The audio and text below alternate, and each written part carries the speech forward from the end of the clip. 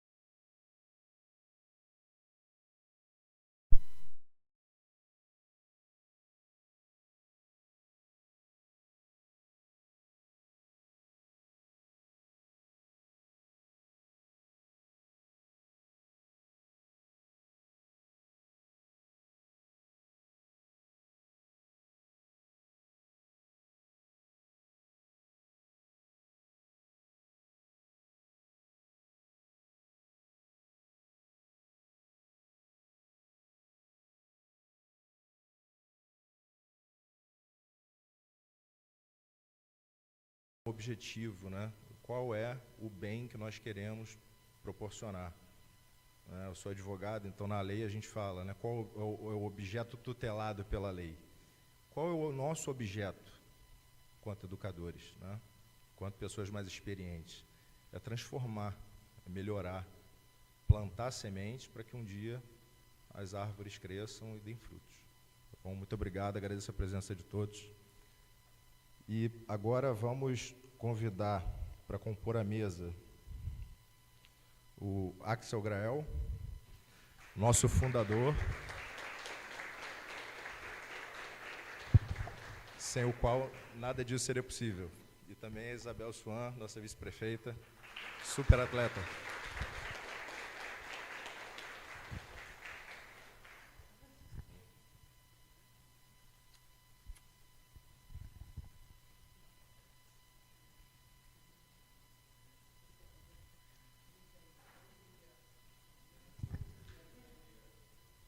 Vou passar a palavra ao Axel para a abertura do nosso seminário.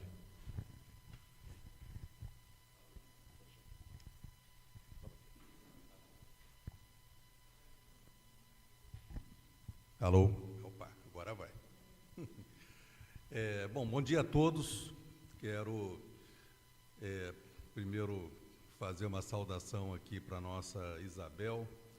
A Isabel, que foi vice-presidente aqui do nosso instituto, e aí nós emprestamos, né, a Isabel para a cidade de Niterói, e ela agora é a nossa vice-prefeita, né, então um orgulho, né, a gente ter a Isabel, né, na história do Projeto Grael e também, né, na história do esporte, né, porque ela foi a primeira mulher a conquistar, né, uma medalha olímpica na vela brasileira. Então, né, Isabel é uma grande inspiração, com certeza, né, para uma geração ou gerações aí de atletas, né, da vela. Quero parabenizar, agradecer também, né, ao nosso presidente Cadu, que tem sido aí uma alavanca importante, né, para os avanços do projeto Grael. Fazer aqui, né, um elogio à equipe de gestores, né, do projeto Grael, Joana, né, e toda a equipe, né, porque a gente conseguiu uma coisa que raramente as organizações conseguem, que é uma gestão profissional, uma gestão, né, com competência, e isso faz toda a diferença para que o projeto Grael avance, né, tanto como a gente conseguiu nesses últimos anos. Né, os nossos funcionários, né, nossos colaboradores aqui do projeto Grael, né, alguns aqui há tantos anos, né, Amadeu? Amadeu também, acho que desde a origem, né, do projeto, né, e várias pessoas que hoje fazem parte, né, da nossa equipe, começaram como alunos, né, do projeto Grael, e isso é também, né, um motivo de muita satisfação. Eu queria dar as boas-vindas também, né, ao pessoal de Mangaratiba, lá da nossa unidade lá em Buriqui, porque isso é também, né, um esforço, né, de levar a experiência nossa aqui de Niterói para outros lugares. Eu queria fazer um relato rápido aqui para vocês, né, da história do Projeto Grael, porque é uma história de uma iniciativa inovadora, né, e uma iniciativa que foi, inclusive, premiada, né, no Brasil e no exterior, né, porque nós fomos uma das primeiras iniciativas, né, no mundo, né, de fazer, né, usar barcos como instrumento de educação da forma que a gente faz. Né, usar barcos para a educação e usar barcos para a inclusão social, usar barcos, né, para educação ambiental, né, então uma série de desdobramentos, né, que a gente fez a partir da experiência de estar num barco, né, no mar. E isso começou na época, né, das Olimpíadas de Seul, quando meus dois irmãos, né, o Torben veio com medalha de bronze, o Lars com uma medalha de bronze também, né. Então, meu pai, né, muito orgulhoso, né, dos dois filhos chegando com medalhas, nós organizamos, né, um evento no Plaza Shopping que foi assim a forma de receber, né, as duas tripulações medalhistas, né. E meu pai queria fazer isso num espaço público, né, num espaço que não fosse, né, um espaço dos yacht clubes, né. E ele dizia, é muito importante, né, tirar os barcos, né, apenas, né, daquele espaço para dentro dos muros dos yacht clubes e fazer com que as pessoas pudessem ter, né, uma impressão, né, melhor e conhecer mais esse esporte. Isso, né, aconteceu porque na Olimpíada anterior, né, o Torben tinha vindo com uma medalha de prata e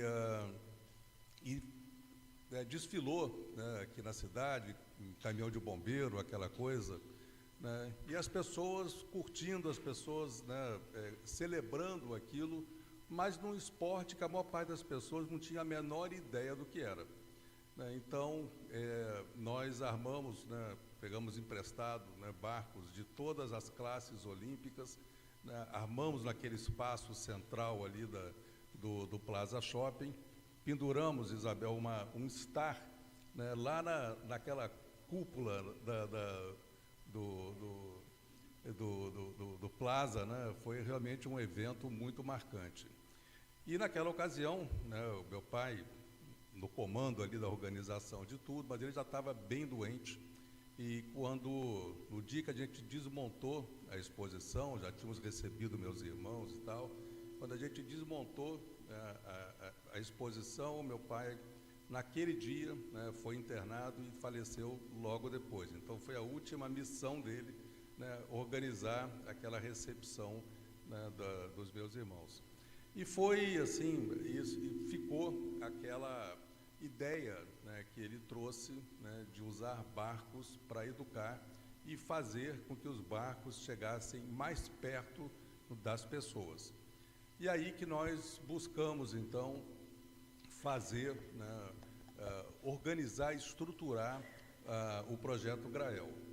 A nossa ideia era aproveitar... Está dando microfonia. A ideia era aproveitar, né, a Olimpíada seguinte, né, que era em Barcelona, para que a gente aproveitasse todo aquele assédio da imprensa, né, sobre os meus irmãos, que eram vistos lá como grandes chances de medalha, né, para o Brasil. E então a gente aproveitou aquele momento, né, para lançar a ideia, né, do projeto, mas não deu certo, porque foi a única Olimpíada que a vela não trouxe nenhuma medalha, né? Então, ali não deu certo, ninguém deu bola para a gente.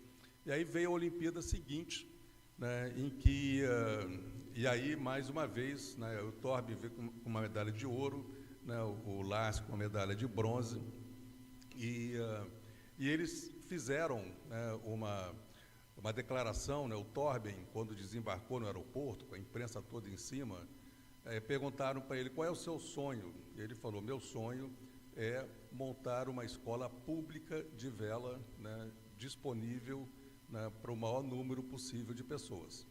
E aí aquilo, né, a gente conseguiu um primeiro apoio, né, da Prefeitura de Niterói na época, e a gente começou o projeto Grael ali na areia da praia. Exatamente aonde está hoje a estação do catamarã, né? A gente ficava ali na areia da praia, naquele local, na hora que quando começaram a construir, né, empurraram a gente para o lado, nos nossos containers ali, e a gente tinha um container, a gente tinha um toldo, né, assim, de circo, né, e funcionava ali daquele jeito. Aí veio uma ressaca, levou o nosso toldo de circo, e nós ficamos só com os containers e ficamos ali um bom tempo, até, né, que o Torben adquiriu, né, esse imóvel que nós estamos aqui, e a gente transferiu o projeto Grael para cá, E, inclusive, uma curiosidade, porque os containers que a gente tinha lá, a gente continuou usando, né, como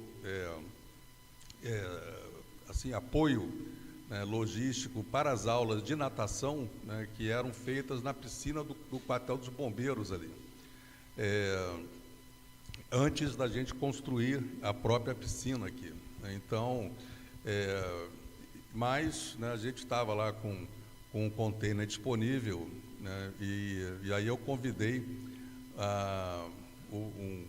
as primeiras canoas havaianas, né, as primeiras VA, né, vieram para cá, né, o Cadu se lembra bem disso, né, o Marcelo Depardo era um praticante lá na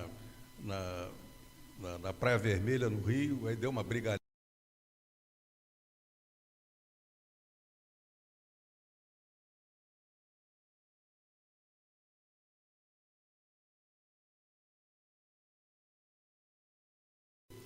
clube, né, e aí bem na característica também do esporte, né, da canoa havaiana, a coisa rapidamente se proliferou, né, 6 meses depois, eu acho que já eram 3 ou 4 ou 5 clubes, né, e aí hoje, né, nós temos, né, a canoa, VA, talvez, né, seja o esporte que hoje coloca mais gente, né, no mar praticando esporte, né. Então, realmente foi uma boa aquisição para Niterói, nós somos uma referência nacional na canoa.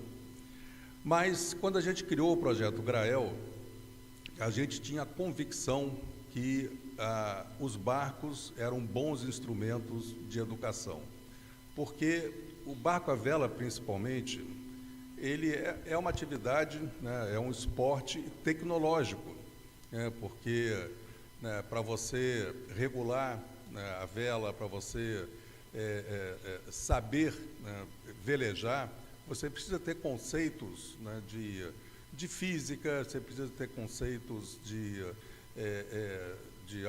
aerodinâmica, hidrodinâmica, você tem que ter conceitos, né, de marinharia, né, coisas do mar, e são coisas que você aprende de uma forma lúdica.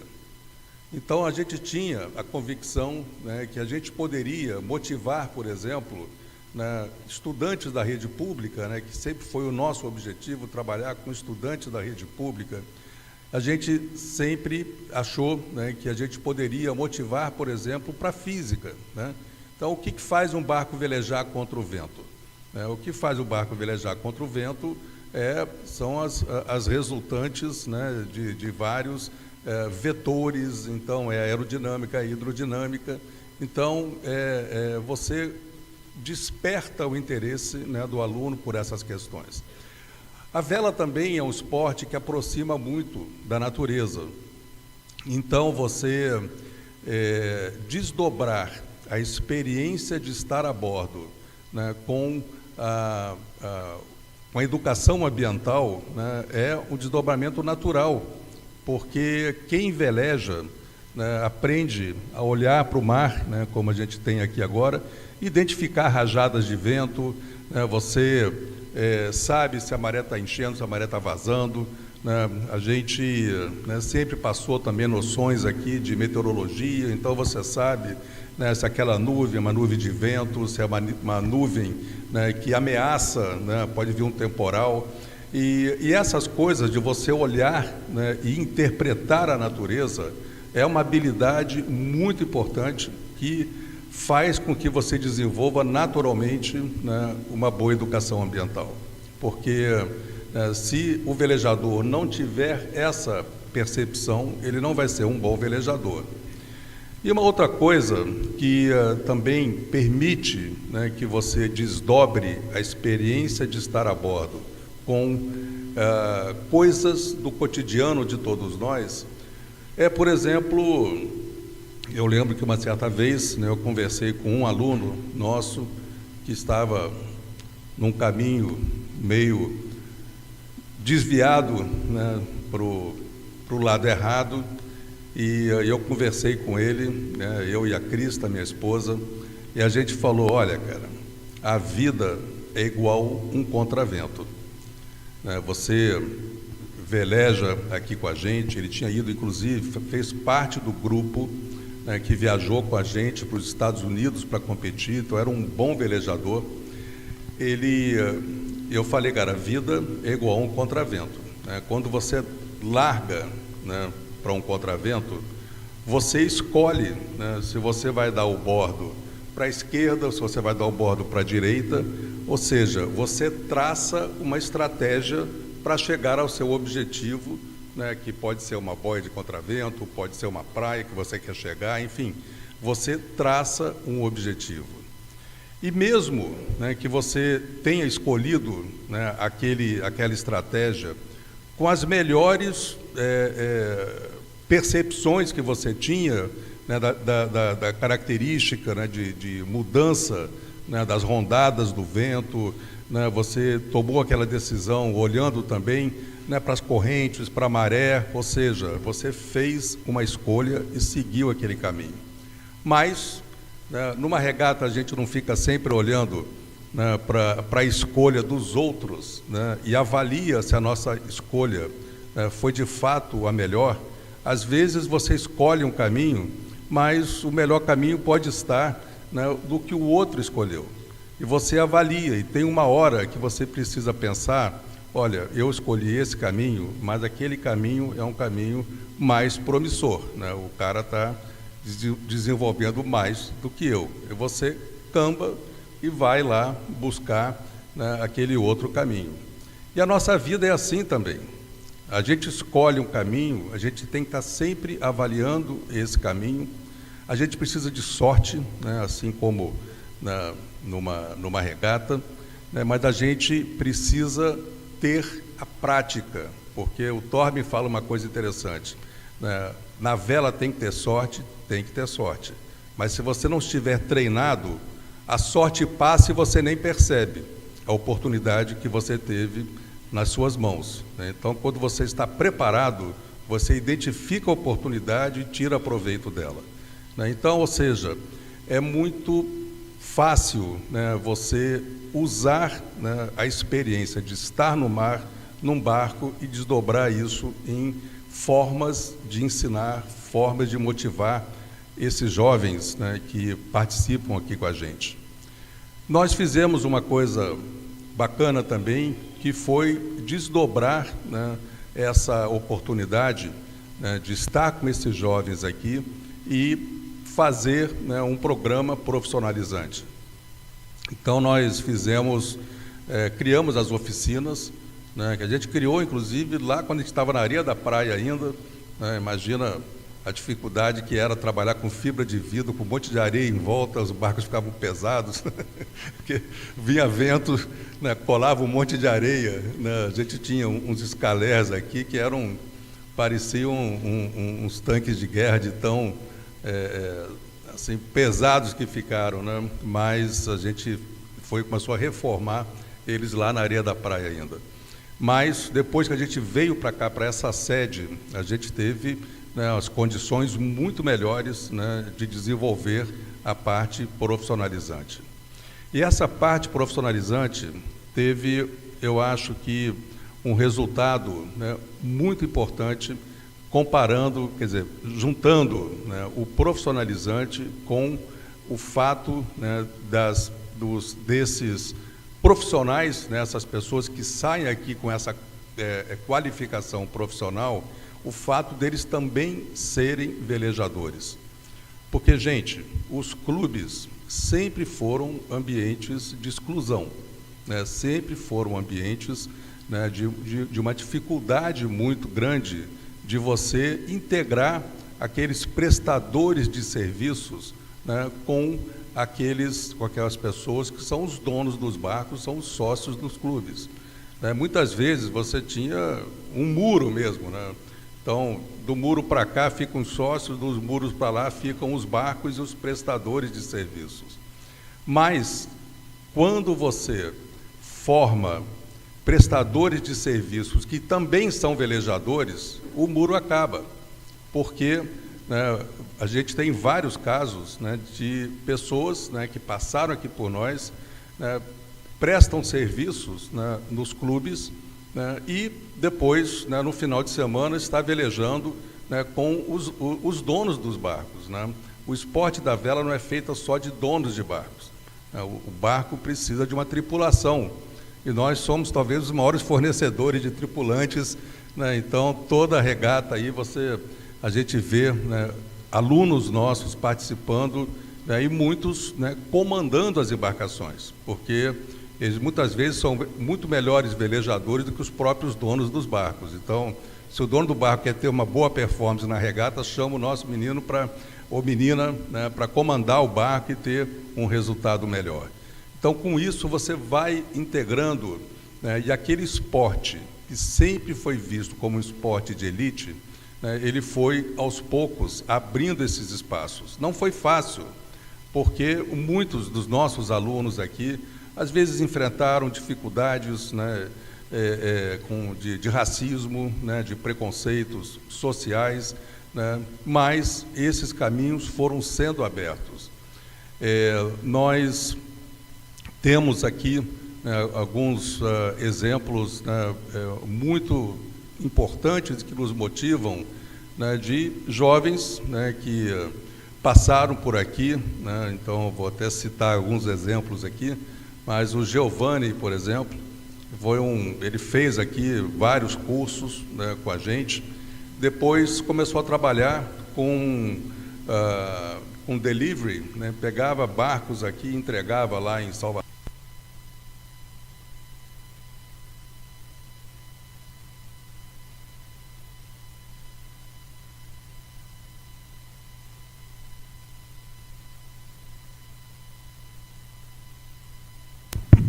Agora vai.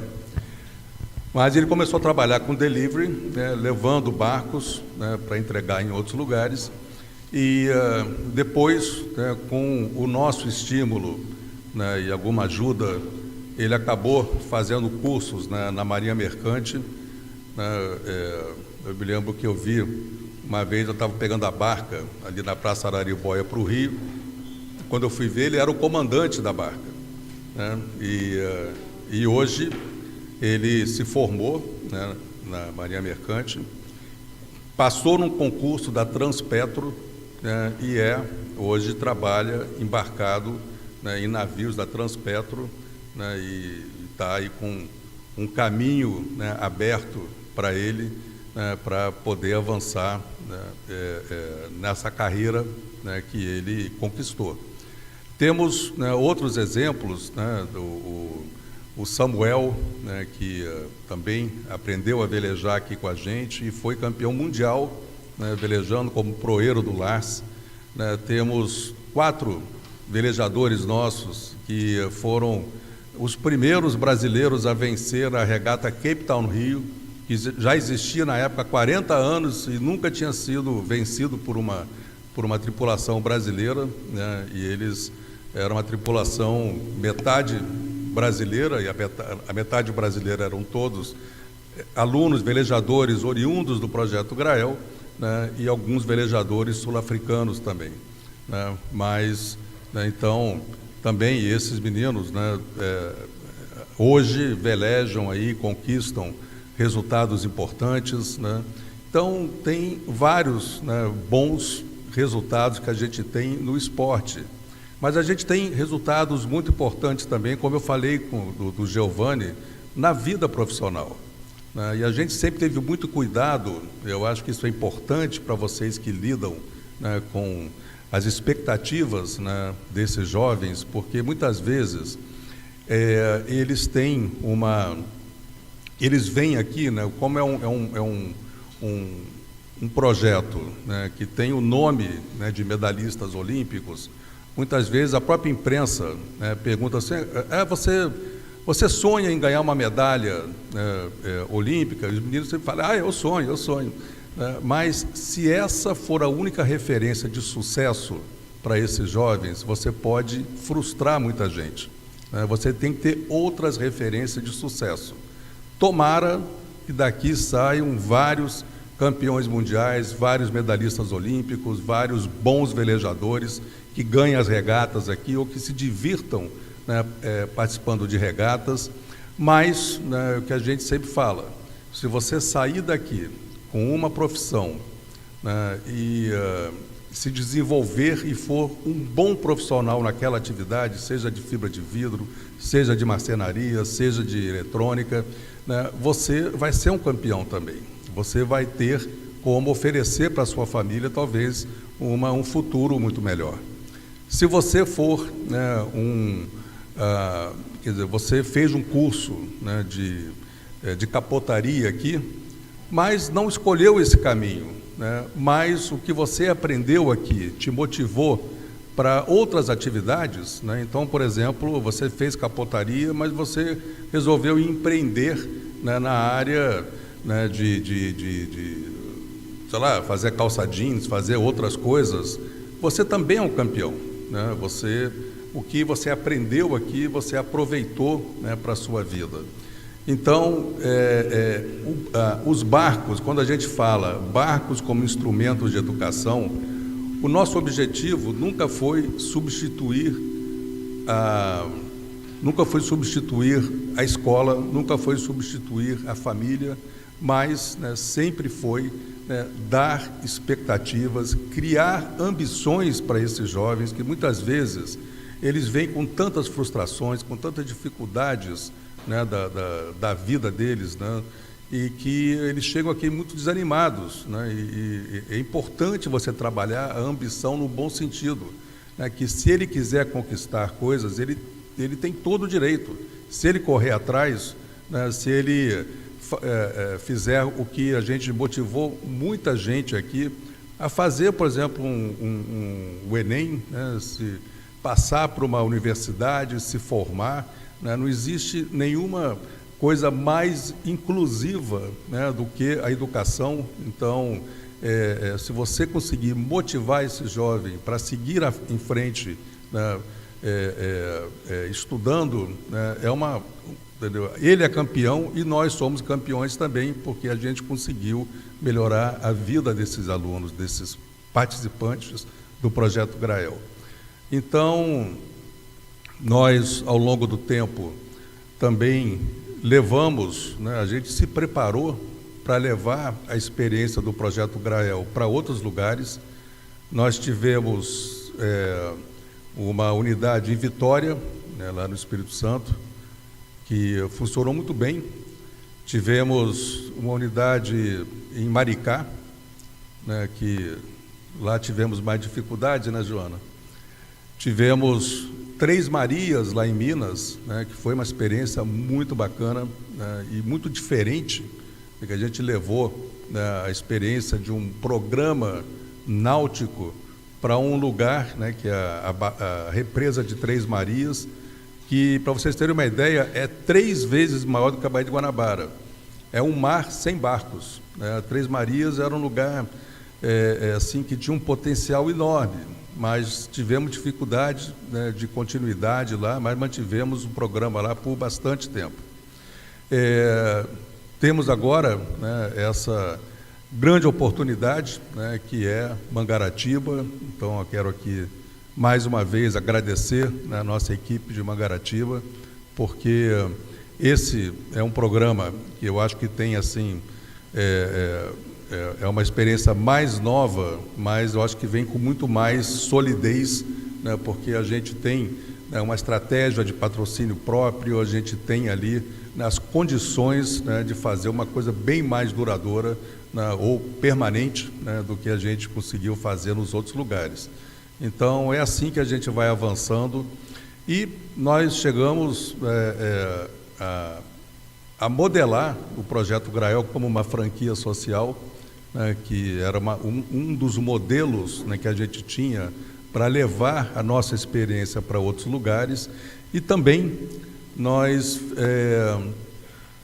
chegamos a trabalhar muito, né, na implantação de uma rede náutica educativa, né, fazer com que todas as experiências, né, de náutica educativa ficassem, né, ligadas através de uma rede para que a gente pudesse, inclusive, estimular essas iniciativas e compartilhar, né, a experiência do Projeto Grael com esses outros lugares.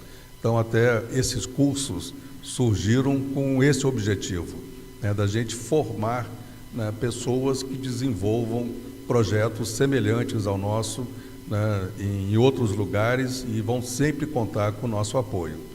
Enfim, esse é um resumo rápido aqui da nossa trajetória, né, como o Cadu falou, nós estamos aí próximos a chegar a 27 anos, já até perdi as contas, 27 anos, olha que coisa legal, então 27 anos, né, e muito...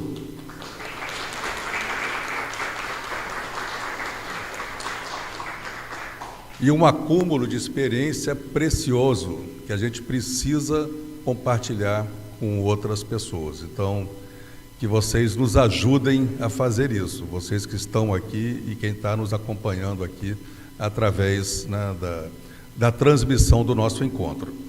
É isso, gente. Muito obrigado. A Isabela já está ali com um papelzinho para mim ali. Então, eu vou agora devolver a palavra para o Cadu, para passar para a nossa Isabel. Pessoal, só para complementar um tiquinho aqui a fala do Axel, tem uma vez eu ouvi de um senhor que trabalhava comigo, eu, moleque ainda, na profissão, tirava muita dúvida com ele, ele falou: meu filho, conhecimento é uma das poucas coisas na vida, quando a gente divide, no final a gente multiplica. Então, assim, é uma honra participar, Axel, disso aqui, desse movimento, aprender com vocês. Passo a palavra a Isabel. Obrigada. Obrigada, Axel. Sempre muito importante, né, a gente lembrar das nossas referências históricas, do caminho até aqui. E isso a gente consegue sentir a cultura do Projeto Grael em cada parede, quando a gente entra, que parece... Nossa, você respira mais fundo, acho que dá uma renovada entrar no projeto, né? A gente vê, nossa, é o Brasil que dá certo, né? É o Brasil que a gente quer ver. E é muito orgulho e obrigada por estar aqui compartilhando a mesa com você, Axel, porque a gente sabe do valor do Projeto Grael, né? Do Instituto Rumo Náutico, que vocês fazem parte dessa história. Então, queria primeiro, né, cumprimentar a Joana, a diretora executiva, que acompanha todo esse processo. Há quantos anos, Joana, já?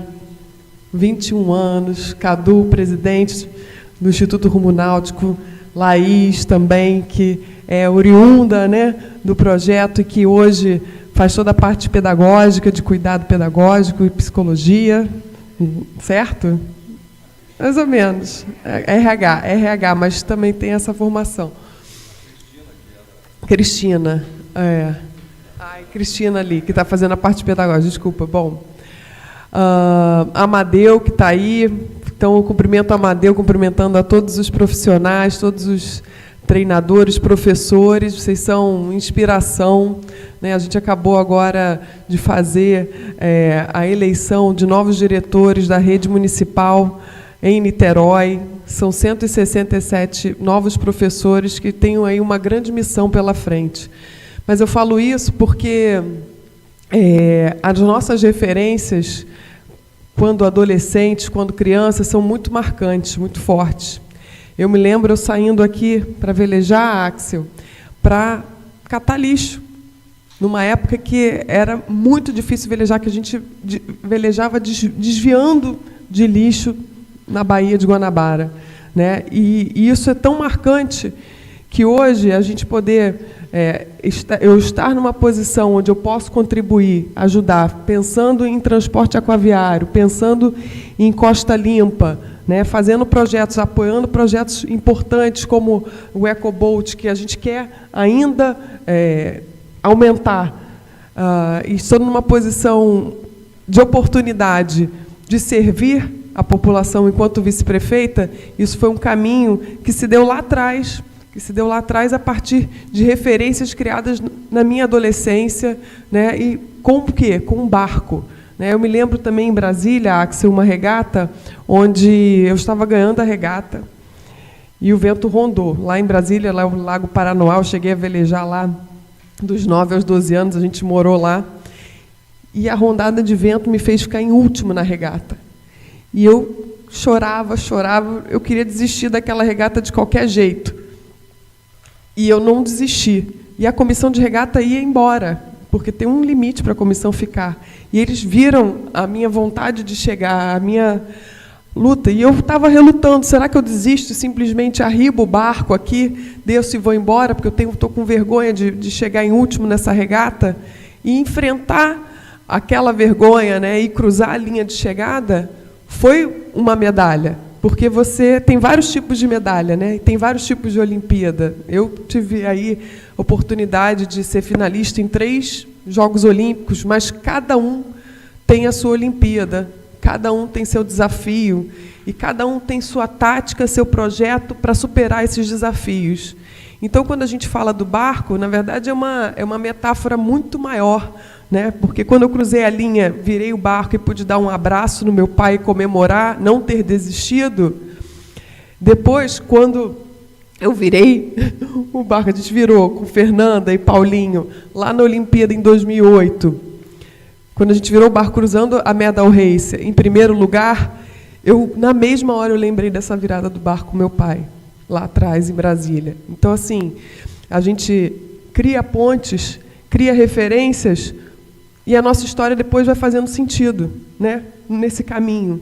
E vocês, enquanto educadores, eu já fui treinadora de vela, eu sei o quanto marca a vivência no mar, a vivência da autoliderança no mar, de uma criança tomar uma decisão, virar e desvirar um barco e conseguir sair de uma situação.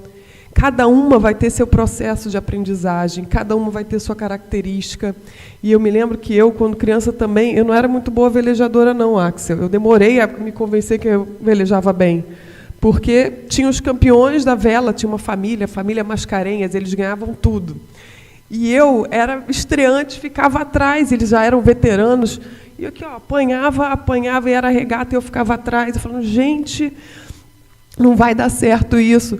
Mas a importância do treinador. Eu tive treinador que falava assim, você é mongolona, não vai dar certo, não. Aquilo me marcou muita coisa, de eu achar que não ia fazer certo. E achar o valor de cada um foi meu cuidado enquanto treinadora de vela que fui no Piraquê e também no Yacht Clube do Rio de Janeiro, né, tive a oportunidade que tinha um que ficava para trás e era mais desatento.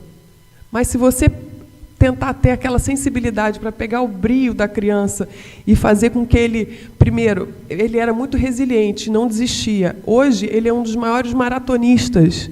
Tá? Ele está treinando para correr não sei quantas maratonas. Então, quer dizer, é o perfil de cada um. Cada um vai ter sua característica. E cabe a nós, né, professores,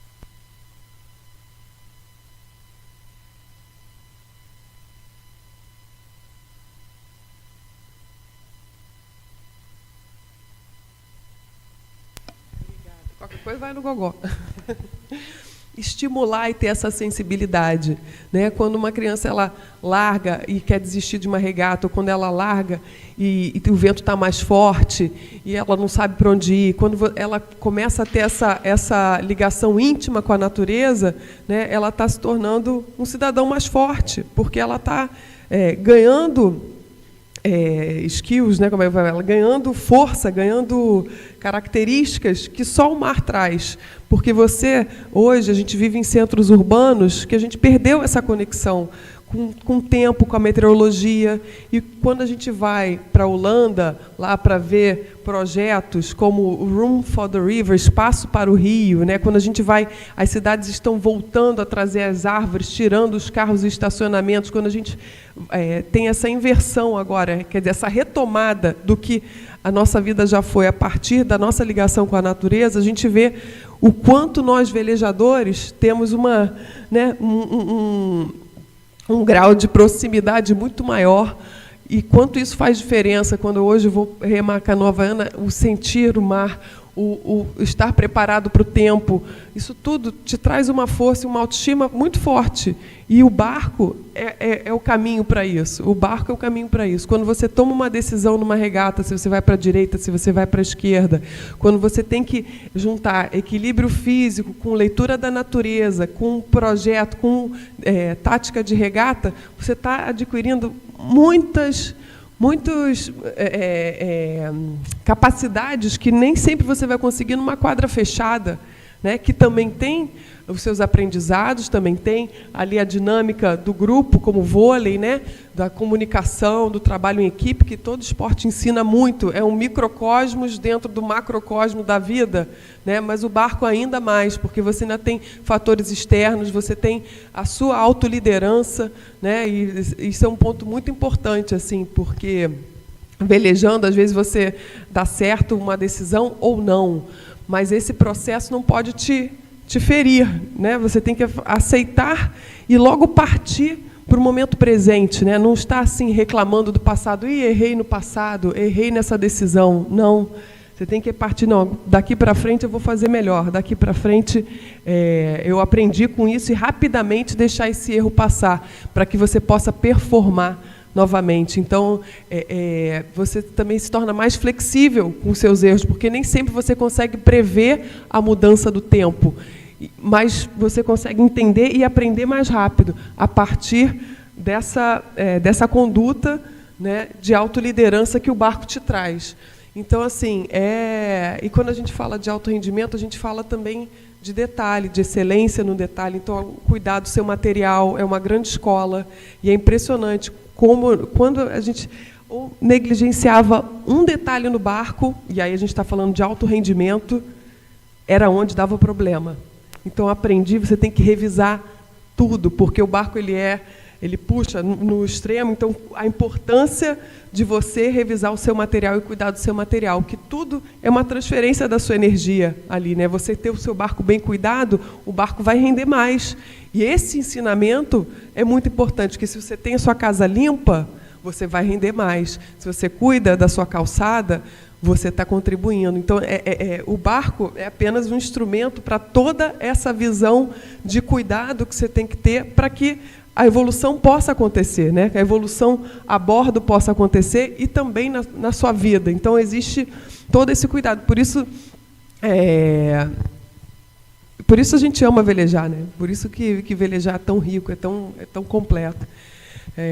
E aí, quando a gente estava em Pequim, né, voltando para a parte da virada do barco, a gente começou a regata super mal, assim, em penúltimo lugar, né? A gente achava que simplesmente não ia dar para chegar. Só que o trabalho, você conhecer a sua história, saber pelo que você já passou, né, e saber que você é merecedor, isso te dá uma força que supera as adversidades. A gente estava com essa força para chegar, sem referência ainda feminina. Eu tive uma referência da minha madrinha, Cláudia Swan, que foi a 92 a Olimpíada, né? E, enfim, campeã pan-americana também, medalhista pan-americana, e era uma referência forte em casa. Então, vocês são referências fortes para as crianças que nem sempre têm uma referência tão forte em casa.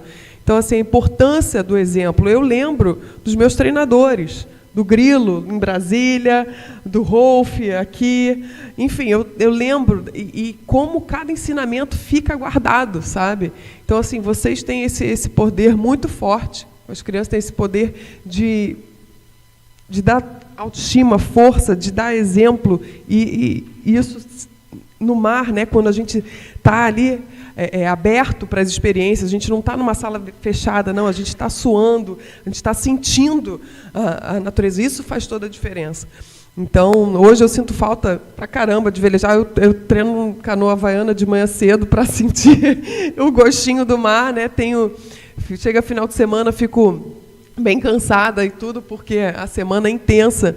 Mas eu sei que todo o caminho que eu trilhei, né, seguindo, né, as 4 campanhas olímpicas, ter, às vezes, atravessado 4 países em um dia na Europa, levando o meu barco atrás, começado também com Martini, Grael, passado para Martini, comecei a velejar com Martini cedo, comecei a velejar ali com... Martini tinha 19 anos, estava aprendeu a dirigir comigo, cruzando o barco na Europa, né, e hoje vem uma grande campeã, né, e poder ter aberto uma porta, poder ter ajudado a fazer essa ponte dela, da transição para a campanha profissional, e hoje ela ser uma referência também é um grande orgulho para mim, sabe? E a gente pode criar essas pontes, com certeza.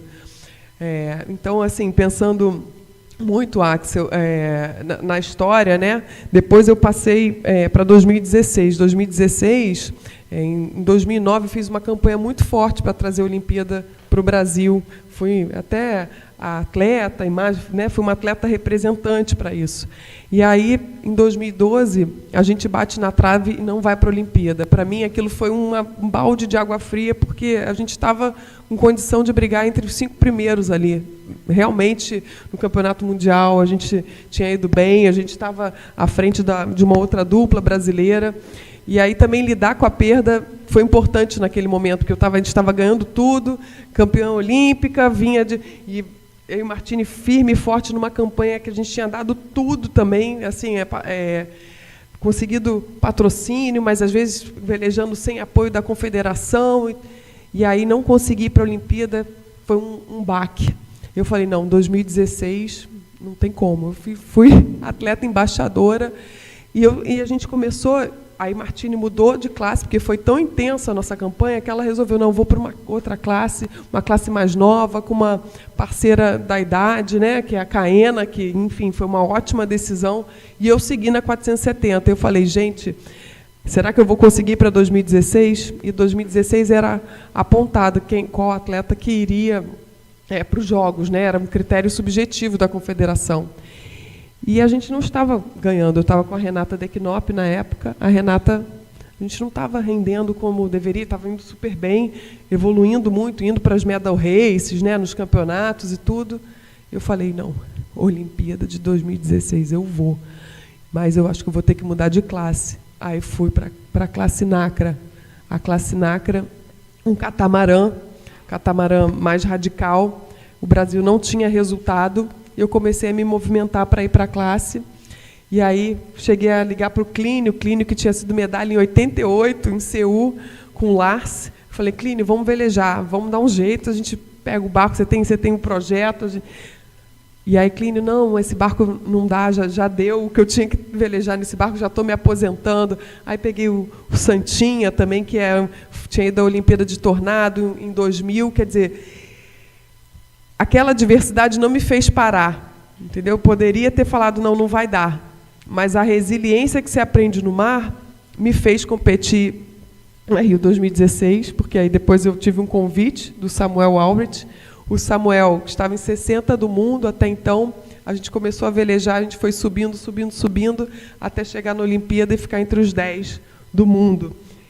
Com um detalhe, na Olimpíada aqui, velejando na medal race, peguei lixo na bolina do barco. Peguei lixo 2 vezes e tive que tirar, e tem imagem aérea disso.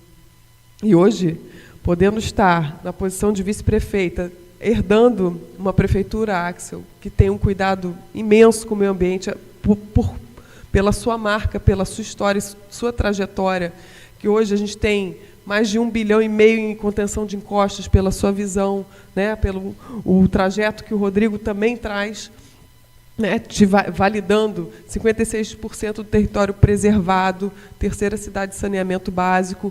Isso é entrega, isso é quem se compromete, isso é quem pensa no coletivo, isso é inclusão social, isso, Niterói tem condição de ser farol para as cidades do Brasil, eu acredito nisso. Eu estou ensaiando, assim, estou há 7 meses no governo, tenho uma história, às vezes a minha medalha olímpica foi aquele lixo, entendeu? Que bateu na bolina do barco, enquanto eu estava numa final na Olimpíada em 2016. A gente não sabe quais são as nossas medalhas, né? A gente não sabe a nossa trajetória. Às vezes, uma coisa que a gente acha que é ruim, no fundo, lá na frente, vai se tornar uma coisa muito boa. O que vale é como a gente encara, né? Então, quando a gente está no mar, quando a gente encara os desafios, quando a gente tem resiliência, quando a gente sabe que depois o vento muda, que o vento ele né, muda o ângulo e o vento pode vir a ficar a seu favor, a gente começa a entender esses ciclos da vida e a gente começa a entender que o que vale é a nossa intenção de entregar o melhor. Porque se a gente tem esse compromisso, a gente cuida do nosso barco com cuidado, se a gente está na água, tem a nossa disciplina, se a gente consegue imprimir isso na nossa vida, a gente vai começando a realmente acumular mérito, né? E a vida depois vai devolver, com certeza vai devolver, de alguma forma, né? No caminho que a gente tem que trilhar. Mas a gente não sabe exatamente qual é, né, esse caminho que Deus escolheu para a gente, mas, com certeza, a oportunidade de estar a bordo, a oportunidade de aprender no mar e de ter isso guardado no nosso sangue, isso aí é o que fica. E eu tenho lembranças muito fortes da minha adolescência no mar, da minha infância no mar, e isso é norte para mim, é norte para que hoje eu possa entregar da melhor forma para me preparar.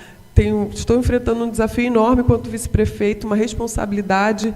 E aí, quando a gente fala de equidade de gênero, a gente tem que trabalhar muito a equidade de gênero dentro dos barcos também, né, para meninas terem sua liderança dentro dos barcos e não ficarem apenas como tripulantes, assim, esse cuidado das meninas se empoderarem, porque a gente sabe o quanto o esporte impacta mulheres, o quanto o esporte faz diferença para as mulheres, que muitas vezes têm suas vozes caladas, né, não experimentam o esporte como deveriam. A gente fez a inauguração agora do campo das Salinas em Jurujuba, que é um campo de futebol, e eu fui ver, tem 2 vestiários masculinos. Eu falei, que absurdo!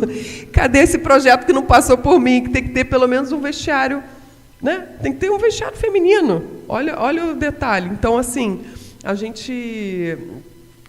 às vezes o esporte não está tão aberto para as mulheres, mas o que impacta, tem estudos da Ernest Young, que 74% de mulheres que vivenciaram o esporte ocupam posições de liderança, né, em empresas, em seus cargos. O esporte realmente faz diferença para as mulheres, porque dá oportunidade delas experimentarem uma autonomia, uma autoliderança que nem sempre elas conseguem ter nas suas casas, em função de um machismo que existe, que é muito, às vezes, sutil, e a gente não percebe, mas a gente precisa trabalhar isso, empoderar, equidade de gênero, para chegarmos na igualdade.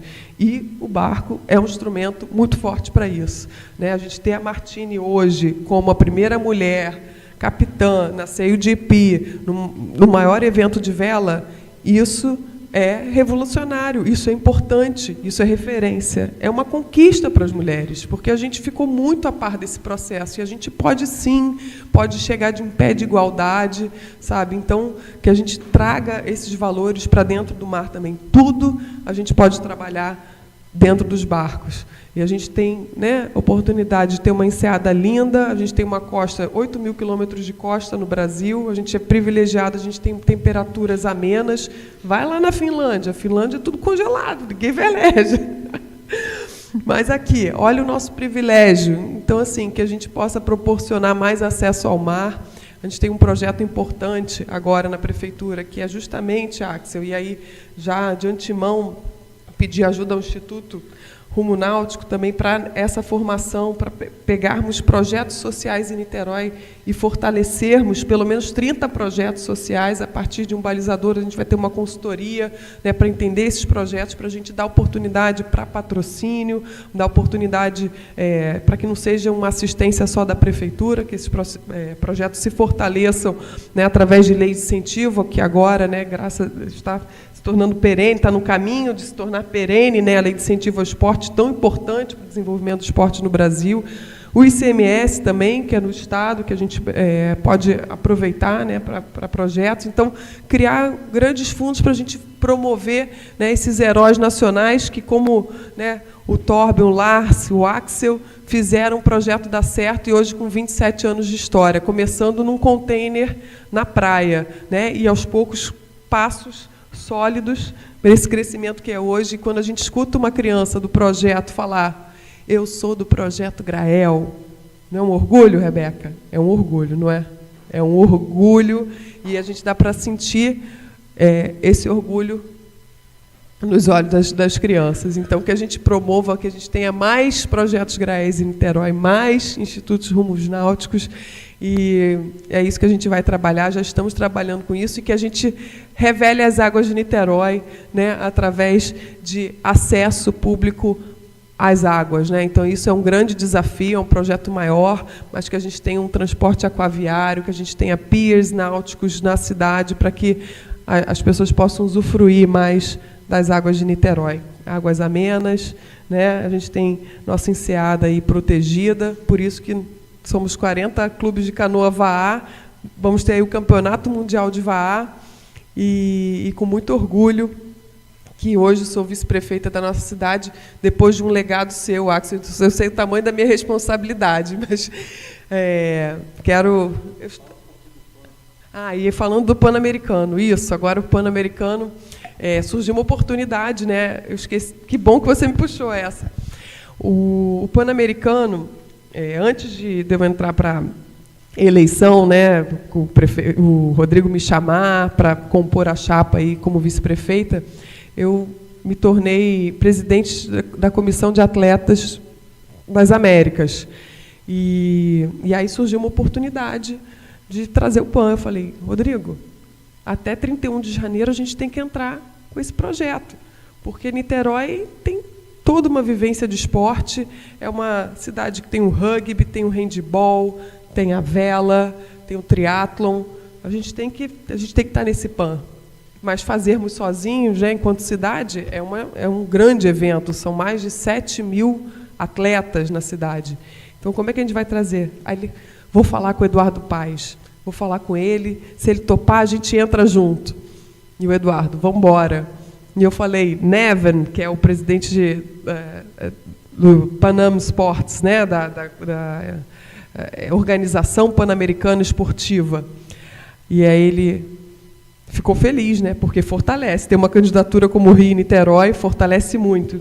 E aí a gente passou por Assembleia Geral no COB para validar. Então, a gente teve de 50 votos, 48 confederações apoiaram termos de volta o Pan-Americano, né? E aí a gente está num processo agora de fazer uma apresentação em Assunção. Assunção vai ser sede dos Jogos Pan-Americanos Júniors agora. E a gente vai ter uma Assembleia Geral onde a gente vai apresentar. Aliás, o Rafael estava aí gravando e vai gravar com um projeto, uma imagem bem bonita para a gente começar a abertura do vídeo, mostrando a Baía de Guanabara no coração dos jogos, porque em relação à Assunção, eles não têm aqui essa qualidade que a gente tem, não. Então a gente tem que mostrar a nossa força, né? Mas está sendo desafiador, um envolvimento de Ministério do Esporte, Ministério de Relações Exteriores, né, são votos, são 41 países votantes, e existe, né, troca de... A gente tem que criar pontes para fortalecimento dos esportes nas Américas, né? Então, isso é um envolvimento do Comitê Olímpico do Brasil, hoje com o presidente Marco Laporta, que é um novo presidente, mas também está muito imbuído, né, dessa candidatura. A gente vai receber... E aí até podemos promover uma visita, se der tempo aqui, hein, no projeto, quem sabe, o Keith Joseph, que é uma liderança no Caribe, importante, até para mostrar o projeto, vou ver se eu incluo isso na agenda, vou colocar. E o Renzo, que é o presidente do Comitê Olímpico Peruano, virão ao Brasil para ver as instalações e a gente, né, fomentando esse contato, é um contato direto, é política esportiva, né, e a gente precisa para que a gente tenha os votos, aí, a maioria dos votos, no dia 10 de outubro, no Chile, e a gente possa trazer os jogos para cá. Mas, trazendo os jogos para cá, a gente não pode ficar com esse papo do legado, né? Não ficou legado, não ficou. Dia 1, GEOs na escola, que são os ginásios educacionais olímpicos, que já estão sendo identificados aí para a gente fazer na rede de educação, né, escolas baseadas em esporte, que tem o esporte como instrumento de educação direto. Então, são 5 GEOs em Niterói. 2 vilas olímpicas, a gente já tem a Concha Acústica, que é uma vila olímpica pan-americana, e a gente vai ampliar para mais em um clube, que a gente está estudando aí junto com o Tinoco, com o pessoal, para definir, para fazer um centro de treinamento em Niterói. E fortalecimento dos projetos sociais, que também é o Norte, que já é uma entrega para esse ano, a partir de uma consultoria feita pela UFSC, do PDPA, né, que faz o mapeamento de toda a infraestrutura desportiva na cidade, que a gente quer fortalecer e capacitar esses profissionais que precisam, às vezes, de uma bolsa para se formar em educação física. A gente tem aí 9 universidades em Niterói, né? Tem a UF, são 75 mil alunos. Então, gerar oportunidades para quem faz, né? E é isso, Niterói tem que ser uma cidade que gere oportunidades. Você ter o jovem ecossocial também é tão importante, Axel, um projeto seu, um projeto que vem na sua gestão, né? São jovens sendo formados, mais de 800 jovens, né?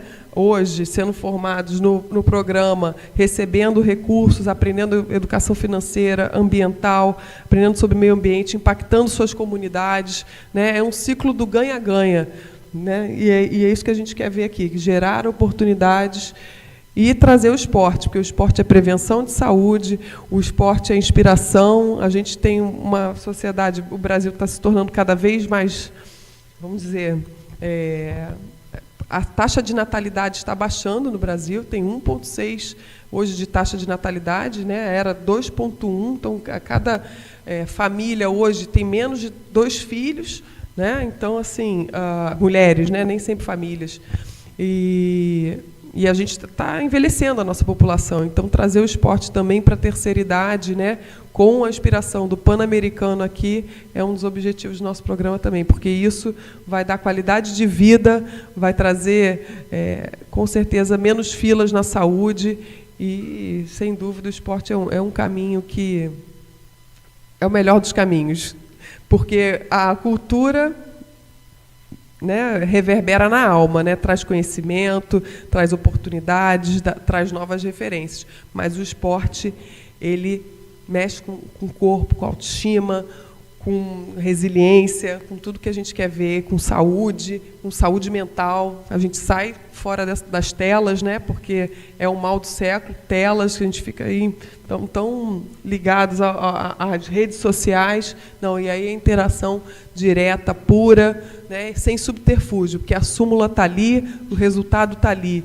E o resultado é fruto de trabalho, é fruto de disciplina, e, com certeza, isso é passado aqui para todos os alunos do projeto. Então, parabéns pelas lideranças que vocês são, saibam do impacto que vocês geram na vida de cada um, e realmente isso vai ressoar como exemplo e como vida e como expectativa para a gente fortalecer a nossa sociedade e trazer aí bons profissionais, pessoas que, independente de seguirem ou não a carreira esportiva, vão lembrar das palavras do que aprenderam dentro do barco, e isso vai se tornar uma referência, porque aquele dia que ventou muito, eu tive coragem e fiz. Aí, quando tiver um problema dentro de casa, não, eu me lembro aquele dia e eu tenho capacidade, eu tenho quem me apoie, e é isso que a gente quer. Vamos embora.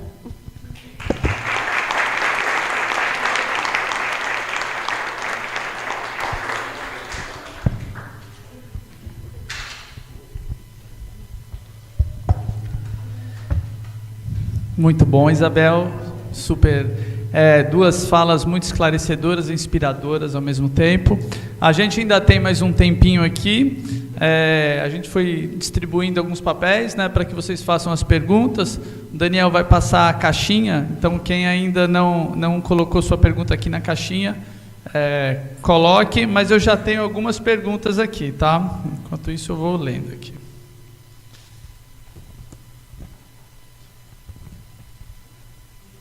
Tenho que usar óculos. O tempo chegou. Bom dia, me chamo Carol. Nosso país é uma potência muito forte em qualquer modalidade esportiva. O que podemos fazer, de fato, para alavancar, impulsionar essa parte no esporte que ainda precisa de atenção? Ela não direcionou a pergunta, mas aí sintam-se à vontade para responder. Então, fazendo pesquisa até quando eu trabalhei no Comitê Olímpico, eu trabalhei 3 anos ali como gestora da área da mulher no esporte. Aí fiz uma pesquisa com mulheres, né, que foram à Olimpíada. E como é que foi o contato das mulheres no Brasil com modalidades esportivas? Então, 40% elas vêm de escola, outros 40% tiveram contato com clube, né? E 20% através de projetos sociais, organizações sociais. E esses 20%, quando a gente traduz para as medalhas, é 1/3 que vem dos projetos, né, sociais. Então, você vê a força dos projetos, né, e quanto quem chega lá, como a Rebeca Andrade, né, ela vem de projeto social também. Então, o contato com a modalidade é muito fortalecido através disso. Então, se a gente tiver um programa de contato das confederações com os projetos para um caminho de treinamento e um caminho de carreira, isso é fundamental. E são 2 fatores que as mulheres colocaram, né, de permanência no esporte. O primeiro é a relação com o treinador. Então, assim, a importância do seu treinador, do professor, que ajude nesse caminho. Então, principalmente isso para as mulheres, né? Então, essa relação é muito definitiva, né? Influencia diretamente o resultado. E a questão de carreira. Então, quando a gente fala de um projeto aqui, de fazermos o Bolsa Atleta em Niterói, que a gente vai fornecer aí 250 bolsas para os atletas de base, né, a nível estadual, nacional e internacional, você está dando um caminho de carreira possível para que esse atleta siga no esporte, né? Então, a gente tem que fomentar projetos como o Bolsa Atleta para que, efetivamente, você tenha a garantia da prática esportiva com remuneração para aqueles que entrarem nessa carreira. Então, são várias políticas transversais, que é desde fortalecimento de projetos, a ligação com as confederações, a Bolsa Atleta, a instalações apropriadas de esporte seguro, políticas de esporte seguro, porque também isso é fundamental, a infraestrutura adequada, né? É um conjunto de ações que vai fortalecer o esporte no Brasil. Mas é preciso o engajamento dos órgãos, né? Desde o Ministério do Esporte, porque cada um cuida de um ponto, né? O COB cuida, o Comitê Olímpico, do alto rendimento. Então, mas cada vez mais tem crescido a área de desenvolvimento esportivo no COB, né? Mais investimento é dado. Por quê? Porque a gente precisa de novos atletas e precisa formar esses novos atletas. Então, hoje, para o esporte, é muito melhor, né? Através de lei de incentivo ao esporte, né? O que tinha no passado, né? Era pouquíssimo apoio ao esporte. Eram só aqueles que tinham realmente nome e condição, tinham patrocínio. O esporte era muito amador. Hoje, cada vez mais, seguir uma carreira esportiva que não seja futebol, que é tão que assim, né, você tem oportunidade de muitos clubes, mas também o funil é muito apertado, né? Você ter um Henrique Marques, por exemplo, que é um campeão top 5 do mundo de São Gonçalo, treina em Itaboraí, que a mãe era diarista, entendeu? Não tinha condição, e ele, através do esporte, hoje é uma grande referência nacional e pôde dar uma condição melhor para a família. Isso é um caminho possível em diversas modalidades. O PESC, hoje, também outro exemplo aqui em Niterói, né? O Parque Esportivo do Caramujo, com mais de 1.000 crianças, né? Tem oportunidades e tem trazido resultados, tanto no atletismo quanto no LPO, né, através de bons profissionais atuando, mas a gente ainda precisa melhorar nas pontes para que haja um caminho de carreira para essas crianças. Falei muito, né? Queria só complementar aqui. A Isabel falou uma coisa importante, que é fazer com que a criança esteja exposta aos esportes. Porque, muitas vezes, você, né, pode ter talento para um determinado esporte, né, e é uma variedade tão grande de esportes, que tem esporte para quem é alto, para quem é baixo, para quem tem uma conformação física mais forte, para quem é mais magrinho, né? Então, enfim, tem todos os tipos de modalidade. Agora, se você, eventualmente, tem a vocação e tem o biotipo para uma determinada atividade esportiva, mas você nunca ficou exposto àquilo, né, você não vai conseguir se desenvolver, né, você não vai ter oportunidade de fazer com que, né, aquele seu talento aflore. E um exemplo disso, né, aconteceu aqui nesse salão. Quando o Lars teve o acidente, né, e perdeu a perna, ele tinha acabado de ser vice-campeão estadual de badminton. E, obviamente, ele não tinha mais condição de continuar jogando. E aí ele reuniu aqui, nesse salão, aqui, a criançada sentada no chão aqui, e ele falou, olha, quem se comprometer a treinar, eu dou o meu equipamento. Aí 2 meninas levantaram a mão. Aí ele deu o equipamento dele para uma menina e o meu para uma outra menina. E as duas, né, foram para o badminton, né, começaram aqui num programa de vela, foram para o badminton. Uma delas não seguiu em frente, a outra, a Fabiana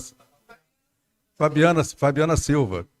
A Fabi, moradora aqui do Preventório, né, pegou aquela raquete de badminton, correu atrás, né, não ganhou medalha olímpica, mas participou de 3 Olimpíadas, se não me engano. Hoje é treinadora, né? Agora, se não tivesse tido aquela oportunidade dela estar nessa sala, né, e alguém ter oferecido material para ela, será que ela teria descoberto que ela tinha esse talento? Então é isso, as pessoas têm que estar expostas a isso, né? E por isso, né, que na Prefeitura de Niterói, né, a gente fez esse esforço de abrir, né, oportunidades, né, de contato, né, das crianças com as modalidades esportivas. A Isabel citou aqui, né, o Parque Esportivo lá do Caramujo. Né? Era um lugar que era, quando a gente fez aquela obra, era o lugar mais violento de Niterói. E todo mundo dizia, não vai dar certo. E deu certo. Hoje são 1000 pessoas praticando esportes, tendo iniciação esportiva. E então você vê, até numa modalidade assim que a gente não esperava ter tanto avanço, que é levantamento de peso olímpico, né, LPO, já tem lá meninas saindo de lá e a mulherada, né, principalmente, né, se desenvolvendo. Nós fizemos aquela obra da pista de atletismo da UF, que era uma pista ociosa, era uma pista que estava sem funcionamento. Hoje em dia é uma das melhores pistas de atletismo do Brasil, né? E isso abre oportunidade, já tem um monte de gente que quer praticar atletismo, né? Então, o que a gente fez aqui com a vela, né, se não fosse através do projeto Grael, né, uma quase totalidade dos alunos que passaram por aqui talvez não tivessem tido oportunidade de experimentar um barco, né? Então é isso, é fazer com que esses jovens estejam expostos à oportunidade. Muito bom. Eu tenho mais algumas perguntas, e algumas delas aqui, as próximas, especialmente as últimas, elas dariam tema aí para a gente passar algumas tardes aqui escutando vocês falarem. Então, depois eu vou pedir para a gente tentar ser sucinto. Mas a primeira aqui, quem fez a pergunta pode me ajudar depois se eu não estiver lendo da forma correta, tá? Mas a pergunta é, como criar ou incentivar jovens de comunidade para trazer para o esporte VAA, com patrocínio para apoiá-los? Foi isso, né?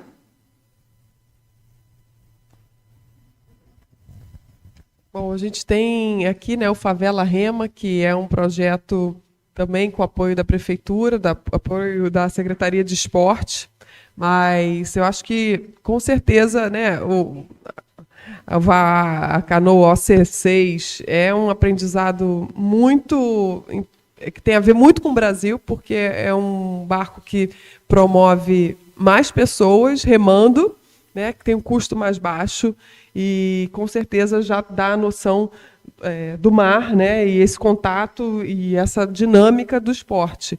Então, acho que é um caminho importante para a gente fortalecer. A gente já tem projetos, inclusive, de inclusão de PCDs, né, de pessoas com deficiência que precisam ter acesso. Então, a gente quer fortalecer esses movimentos aqui em Niterói e, com certeza, a Canoa VAA, né, trazendo aí o Campeonato Mundial agora em agosto. A gente ter esse viés também é importante e, enfim, não tem um projeto específico para falar para vocês, mas, com certeza, o que vier, o que a gente puder ajudar, a gente vai ajudar. Perfeito. Até responder um pouquinho de uma das últimas perguntas aqui. Eu vou fazer 2 perguntas, que uma está endereçada para o Axel, a outra para a Isabel, mas elas se comunicam de alguma forma, tá? Então, a primeira que está para o Axel, então os 2 até podem responder. Gostaria de escutar sobre a trajetória de Niterói em direção à democratização do acesso ao mar. A segunda pergunta é: qual o cenário que você sonha para as águas navegáveis de Niterói e quais as políticas públicas que vão construir esse cenário? São duas perguntas que se comunicam, né?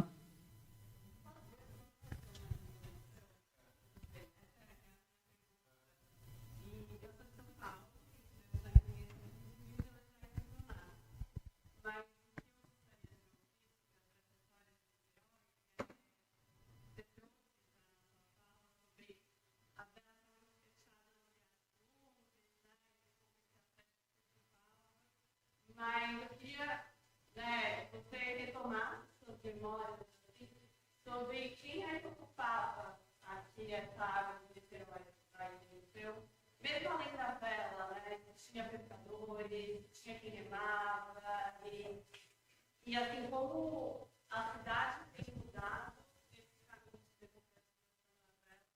como que a população tem se relacionado com a... Deixa eu fazer uma resposta rápida aqui. Eu sei que a gente está meio apertado de tempo, mas tem algumas coisas que eu acho que podem ajudar a explicar a vocação de Niterói para o esporte e principalmente para os esportes náuticos. Tem um livro que foi escrito por um pesquisador chamado Vitor Melo, que é o mesmo escritor que fez o livro da história do Projeto Grael. Ele é um pesquisador, é um historiador da UF. E ele conta a história do esporte em Niterói. A gente acha, né, que o esporte nasceu na Zona Sul, nasceu em Caraí, nasceu na praia.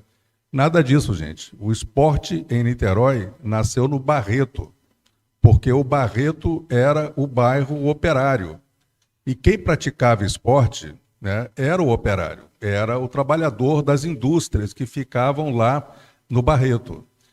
E depois, né, que o esporte, a classe média começou a abraçar um pouco mais o esporte, é que isso veio parar na Zona Sul, mas começou lá no Barreto. E Niterói tem uma história muito próxima, né, do mar. Nós... acho que poucas populações, né, como de Niterói, têm assim, o mar no seu cotidiano. Além da turma aqui adorar ir para a praia, praticar surf e velejar e tudo, quer dizer, as pessoas, né, passam um contingente grande da população de Niterói se desloca para o Rio de Janeiro diariamente através do sistema hidroviário. Então, quer dizer, o mar está no cotidiano das pessoas. E nós somos, por exemplo, a sede da Esquadra Brasileira. A Esquadra da Marinha do Brasil está sediada aqui na ilha de Bocanguê. Enfim, a história da cidade, os primeiros estaleiros do Brasil foram aqui em Niterói, e a cidade ainda tem, né, uma vocação muito grande para as atividades, para a economia do mar, né, uma vez até que uma boa parte da receita da cidade, né, vem das atividades offshore. Mas, quer dizer, essa tradição, né, da cidade, né, os primeiros yacht clubes do Brasil foram aqui. Né, o Yacht Clube Brasileiro e o Sailing, né, foram os primeiros clubes, né, sediados, com uma estrutura montada. Né, então, a vela, né, a prática da vela, ela começou aí. Mas antes disso, né, Niterói tinha uma tradição muito forte no remo. E o primeiro esporte no Brasil, o esporte moderno, foi o remo. E a primeira competição de remo que aconteceu foi de uma equipe do Rio de Janeiro contra uma equipe de Niterói. E Niterói ganhou. E, aliás, né, quem for ali no Clube Graguatá, né, ainda tem a Alfa, que é uma canoa linda, linda, linda, que está até hoje preservada lá, infelizmente não navega mais, mas é daquela época. Então, acho que Niterói tem uma vocação pelos seus espaços, né, uma enseada abrigada, né, com vários clubes esportivos. Nós temos um dos maiores parques náuticos do Brasil, né, são Uma, duas, três, quatro, são seis iate clubes, mais o Projeto Grael, mais algumas guarderias de jet ski, que cá entre nós é o problemaço. Mas ainda temos, né, uma série, 40 clubes, né, de canoa vá. Então, quer dizer, a cidade tem essa vocação e tem muito a ver com a história esportiva de Niterói. Esse projeto do transporte aquaviário, né, dos piers na cidade, a gente está promovendo um estudo, também é uma entrega até o final do ano, da vice-prefeitura, para a gente fazer um levantamento e criar esses piers efetivamente, né, tem um pier agora do Caminho Niemeyer, que vai ser realizado, então assim, o Caminho Niemeyer é um ponto turístico da cidade que precisa ser mais bem explorado, criar uma linha entre Rio e Niterói, até com o Axel já colocou, e que seja um barco de propulsão elétrica, por que não? Né? De propulsão que não seja de combustíveis fósseis, né? Que a gente traga aí esse lado da resiliência e do cuidado com o meio ambiente a partir de embarcações com baixo impacto de carbono. Então, assim, a gente está desenvolvendo esse estudo, ainda é muito incipiente, mas isso vai ser contratado para que a gente faça pontos na cidade de acesso, né, e revelemos as águas de Niterói, que o nome Niterói é Águas Escondidas, que a gente passe a revelar as águas de Niterói. Mas isso depende de INEA, depende de uma série de certificações e licenças ambientais, e é um projeto que precisa de mais tempo para ser maturado. Mas a gente está no norte, está no objetivo, né, a gente entregar isso para Niterói. Legal, Isabel. Esse tema que vocês trouxeram agora e a sua última fala vai ser contemplada nessa próxima pergunta, e acho que a gente vai ter que aprofundar um pouquinho mais, né? O Afonso, ele perguntou o seguinte: rampas públicas são facilitadoras de acesso ao mar, e uma legislação ambiental rígida pode impedir que essas rampas sejam construídas.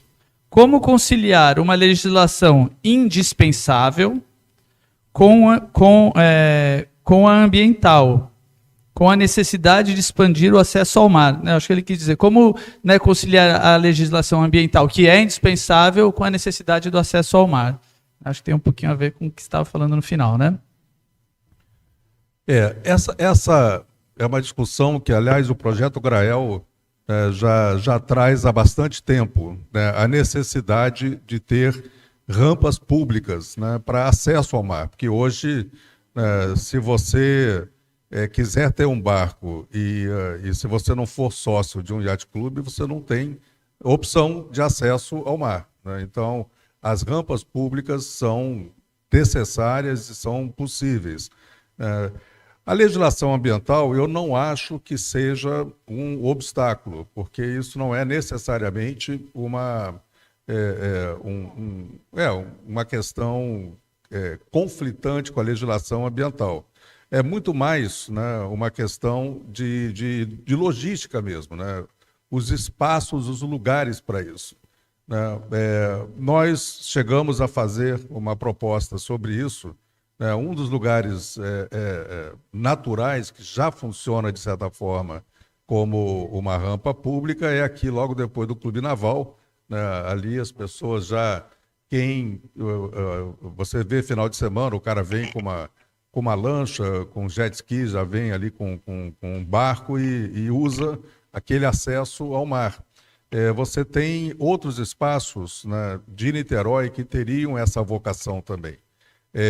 Nós fizemos, até mesmo na Lagoa de Piratininga, quando a gente fez ali o Centro Ecocultural Sueli Pontes, tem uma previsão, tem até um espaço dedicado para que você possa fazer uma guarderia ali para stand-up, para canoagem na lagoa, né? Eu acho que assim que a gente conseguir fazer a concessão da operação do Centro Ecocultural, a gente vai poder oferecer isso para as pessoas. Quer dizer, não é a estrutura de um yacht clube, né, mas, obviamente, a pessoa vai ter alguma despesa para manter, né, a sua embarcação ali, o stand-up, a sua prancha, a sua canoa, mas, né, eu acho que é uma possibilidade também para se explorar. Muito bom. A próxima pergunta é para a Isabel. Temos mais duas só, tá, gente? Isabel, você fez uma fala muito importante sobre equidade de gênero. Hoje, falar sobre equidade é falar em diversidade. Como você vê esse assunto em outras linhas inclusivas, como, por exemplo, PCDs? Muito importante. A gente, né, falando dos Jogos até Pan-Americanos, existe um trabalho que eu estou fazendo nos bastidores para que a gente coloque os Jogos Pan-Americanos antes dos Jogos Pan-Americanos, para que a gente tenha uma valorização, né, no evento. Quando a gente fala de critérios de interseccionalidade, a gente está falando, né, de acesso, a gente está falando de raça, de etnia, a gente está falando de linhas de largadas que começam em pontos diferentes. Isso, de fato, acontece. O Projeto Grael ajuda nesse sentido, a botar todo mundo na mesma linha de largada. Mas a gente entende que o esporte é muito importante, principalmente para pessoas com deficiência, porque às vezes tem dificuldade de sair de casa. Eu estou chamando aí o Clodoaldo Silva para trabalhar com a gente. O Clodoaldo é um tubarão olímpico, paralímpico, ele tem 14 medalhas e vai estar com a gente aí para ajudar justamente nessa consultoria, para que a gente possa promover também os espaços e a infraestrutura esportiva para pessoas com deficiência que precisam de transporte, precisam, né, de transporte especializado, e aí a gente tem outros impactos que não só, né, dar o espaço, mas também promover o acesso a esses espaços. Então, são mais desdobramentos que precisam ser colocados, né? A gente já tem um programa de porta a porta. Como é que é o nome? É um programa como é que é? Que começou com ponto a ponto, exatamente, ponto a ponto. Com a Tânia Rodrigues, a Tânia, que também é a nossa coordenadora da área de inclusão e PCDs, e outro ponto importante, que é mudar a nossa simbologia, porque a gente tem a simbologia, né, da cadeira de roda, botar uma simbologia mais inclusiva, que é o símbolo da inclusão também, considerando aí crianças com autismo e tudo. Então, isso tudo ainda incipiente, também são 7 meses de governo, mas está no norte a realização e a promoção também das pessoas com necessidades especiais que precisam acessar esses espaços. A Andef é muito importante, a Andef também está no nosso mapa aí de fortalecimento para os Jogos Pan-Americanos. A Andef é uma referência, iniciou, né, o Comitê Paralímpico Brasileiro, iniciou na Andef. Hoje eles têm um centro de treinamento em São Paulo muito forte. Os Jogos Paralímpicos são referências, né? O Brasil é referência no mundo, né? O Andrew Parsons, hoje, membro do Comitê Olímpico Internacional, é de Niterói, veio da Andef. Então, assim, a gente precisa criar e fortalecer esses espaços, com certeza. E isso está no nosso planejamento, aí vai entrar no nosso planejamento para o Pan-Americano. Agora a gente tem que ganhar. Ganhando a candidatura, os desdobramentos acontecem. Vamos embora. Muito bom, Isabel. Aí veio a última pergunta, essa eu não preciso nem de óculos, serve para os dois. Qual a expectativa para o futuro do Projeto Grael?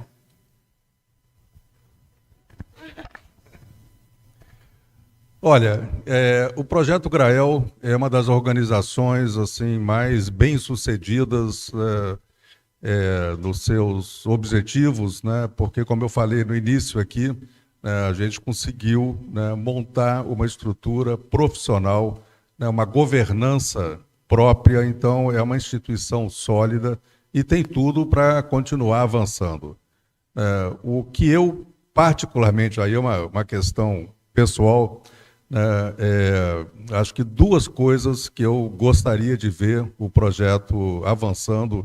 Uma delas é o programa Todos a Bordo, que a gente desenhou há bastante tempo atrás, né, que é um programa, né, de iniciação, né, aos esportes náuticos para justamente PCDs. A gente já desenhou esse projeto, já buscamos, né, apoio, mas até hoje não deu certo, mas eu acho que esse é um caminho importante para a gente. Uma outra coisa que eu gostaria de ver, né, a gente avançando, né, e o Projeto Grael tem condição de ajudar, é na rede náutica educativa, né, porque, gente, né, quando você pensa, né, a vela que tem essa imagem elitista, né, nós chegamos a ter, né, depois do projeto Navegar, que era uma iniciativa do governo federal, que o Lars criou, né, o Lars, quando ele foi secretário nacional de esportes, né, ele levou a experiência do projeto Grael, né, para uma política pública nacional, né, e criou o projeto Navegar. Depois veio o Navega Pará, depois veio o Navega São Paulo, né, vários desdobramentos, e a quantidade de unidades dessas, de vela social, pelo país afora, formava muito mais velejadores e praticantes de esporte náutico do que os yacht clubes, né? Então, essa coisa de que o nosso esporte era o esporte elitista, se a gente tivesse conseguido manter, né, aquelas unidades todas funcionando, a gente teria, né, mais velejadores, né, e mais praticantes, né, de esportes náuticos vindo de projetos sociais do que das escolinhas dos yacht clubes, né? Então, eu acho que essa é uma coisa que aí é uma vontade minha, e que eu acho que, né, o Projeto Grael tem buscado fazer isso aí ao longo também dessa trajetória. Eu vejo aí, particularmente, vocês assim, né, como realmente um farol de experiência promovendo outros projetos sociais, como o Projeto Grael, como o Instituto Rumo Náutico sendo realmente formando novos projetos no Brasil a partir da expertise acumulada e ajudando outros projetos nesse processo, né? Acho que as empresas estão investindo cada vez mais, né, em projetos, em ações para o meio ambiente, ESGs, né, que a gente fala, de governança, de environmental, enfim, cuidado com o meio ambiente e desenvolvimento social. Então, que a gente possa criar projetos que tenham capacidade para receber incentivo, né, para receber apoio. Então, com certeza, o projeto tem expertise para isso. Então, criar, quem sabe, cursos EAD, né, para a formação de projetos sociais no Brasil, porque, sem dúvida, o Projeto Grael é uma referência. É isso.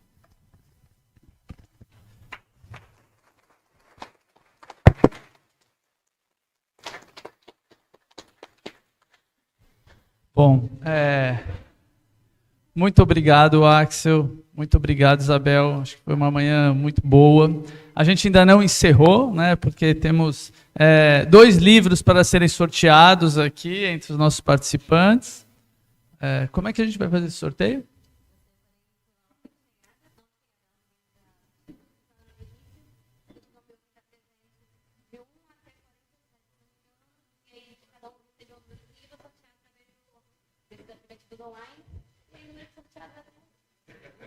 Então, pode sortear. Não, vou sortear depois a gente...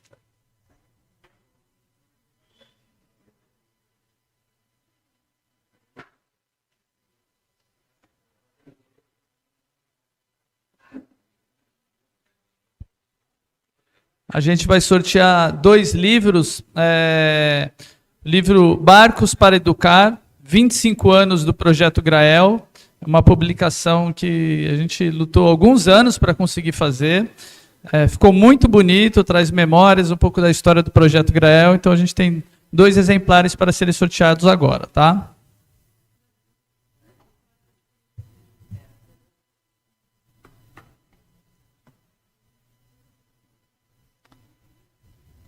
E o primeiro contemplado é? Ou contemplada? Número 22.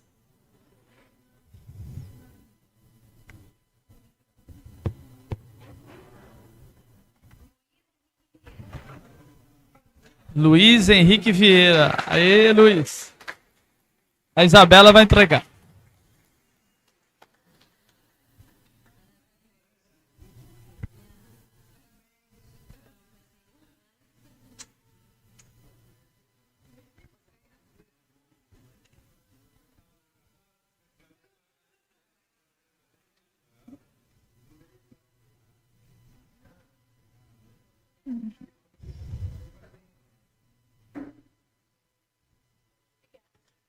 Legal. E o próximo?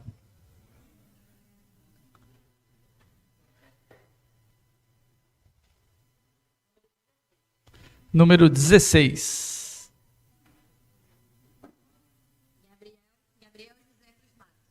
Gabriel Matos.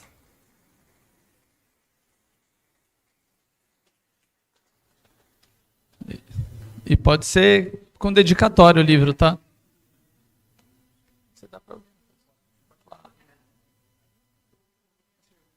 Tá bom. O Gabriel já tem esse livro.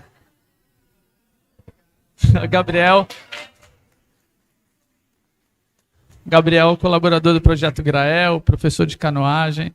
Amanhã está junto com a gente aqui na atividade prática de canoagem VAA. Então amanhã vai ser um dia bem legal. Hernandes.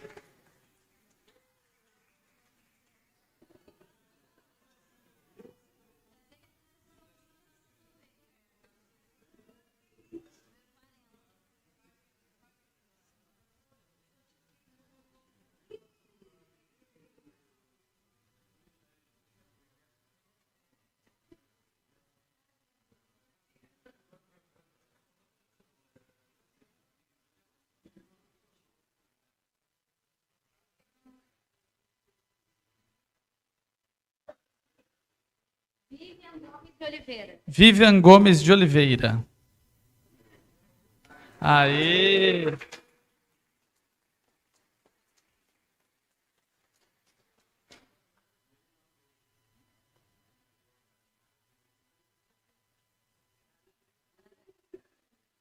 A gente tirar uma foto aqui, pode depois pedir até uma dedicatória aí no livro.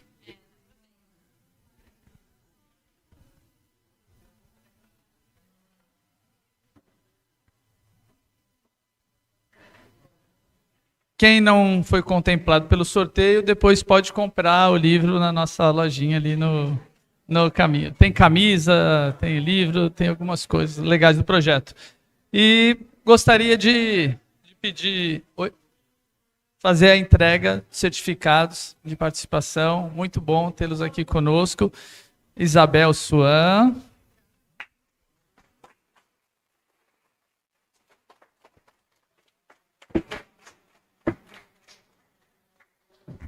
E Axel Grael.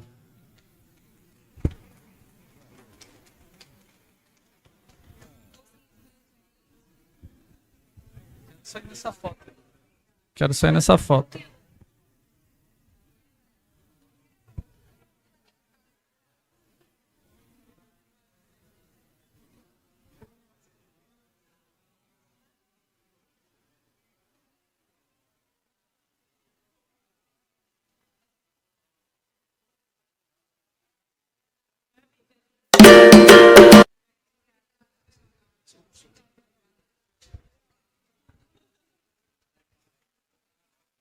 Muito obrigado, Axel, muito obrigado, Isabel. Agradecer a presença de todos. Lembrando que o evento continua, essa foi a abertura. Hoje à tarde a gente tem um evento com caráter bem formativo. A gente tem uma fala, uma palestra, um encontro formativo com o Felipe Pitaro. Felipe Pitaro é gerente, diretor, um professor de educação física, mestre em educação da Fundação Gol de Letra, vai fazer uma apresentação muito bacana para a gente. Estava marcado para a gente volta em 2 horas, então 1h30 estamos de volta para o nosso encontro. Obrigado aí pela presença de todos.